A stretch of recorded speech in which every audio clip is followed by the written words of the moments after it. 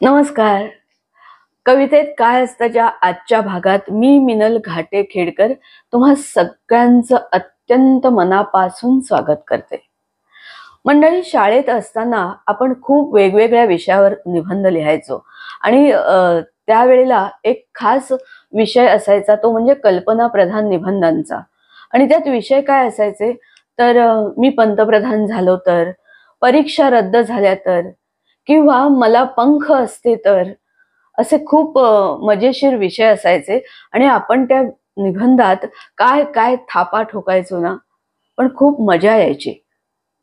तसं आत्ता मी जी कविता वाचणार आहे त्या कवितेचा जो विषय आहे त्या विषयावर विचार करताना, ती कविता वाचताना, कवितेची प्रॅक्टिस करताना माझ्या मनात असं आलं की ही गोष्ट आपल्या आयुष्यात नसेल तर.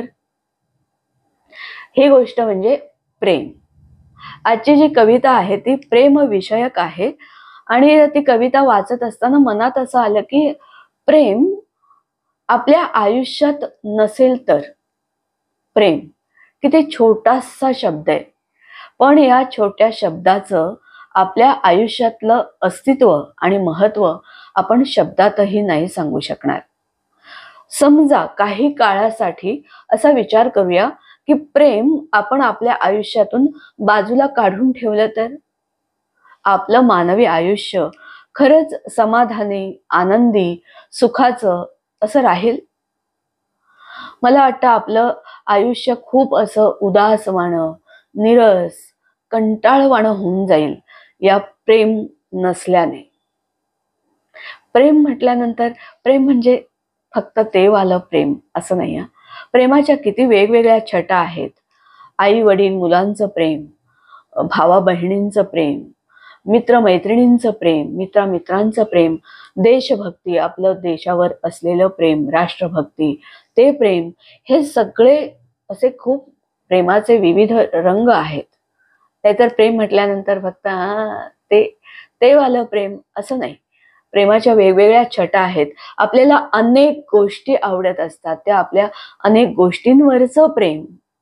एकूणच प्रेम मानवी आयुष्यात प्रेम किती महत्वाचं आहे, खूप महत्वाचं आहे. त्या प्रेमाशिवाय आपण जगूच शकत नाही. आपल्या जगण्याचा पायाच मुळी प्रेम आहे असं म्हटलं तर मला वाटतं ती अतिशयोक्ती होणार नाही.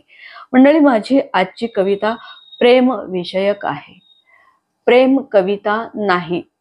प्रेम विषयक कविता आहे. ती कोणती कविता आहे आणि कुणाची आहे ते मी सांगणारच आहे, पण त्याआधी प्रेमपूर्वक विनंती. आणि ती काय विनंती आहे ते तुम्हाला माहितीच आहे. पटकन ही कविता ऐकता ऐकताच 1 सेकंदासाठी पॉज करा आणि माझा हा Ghate Minal Khedkar YouTube channel please please please subscribe करा. आणि याच्या व्हिडिओ लिंक्स तुमच्या मित्रपरिवारात देखील शेअर करा. आणि त्या मित्रपरिवाराला देखील माझा हा Ghate Minal Khedkar YouTube channel subscribe करायला सांगा.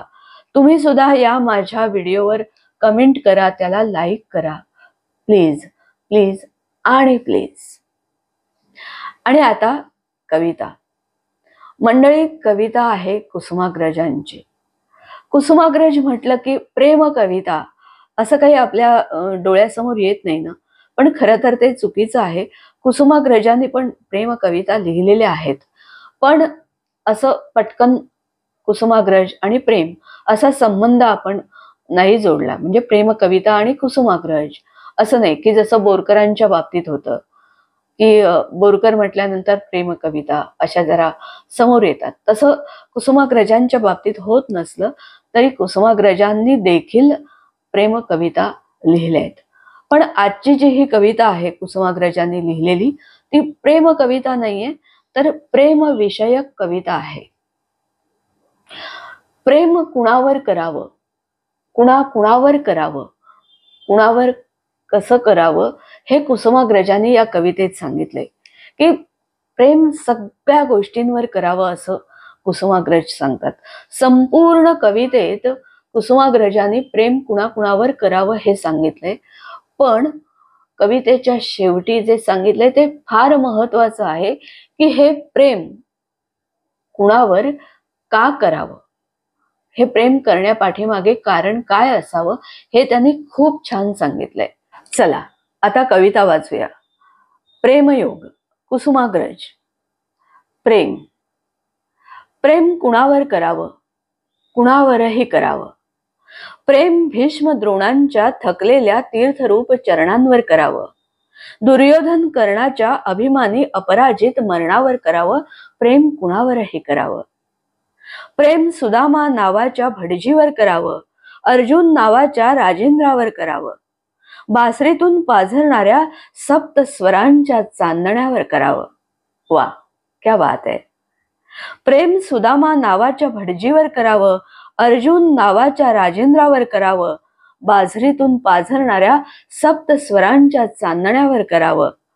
यमुनेचा डोह जहरून टाकणाऱ्या कालियाच्या फण्यावरही करावं.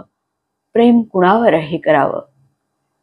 प्रेम रुक्मिणीच्या लालस ओठांवर करावं. वक्रतुंडाच्या हास्यास्पद पोटावर करावं.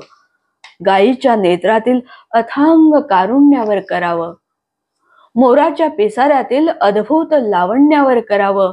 प्रेम काळजाच्या नात्यावर करावं आणि खडगाच्या पात्यावरही करावं. प्रेम कुणावरही करावं.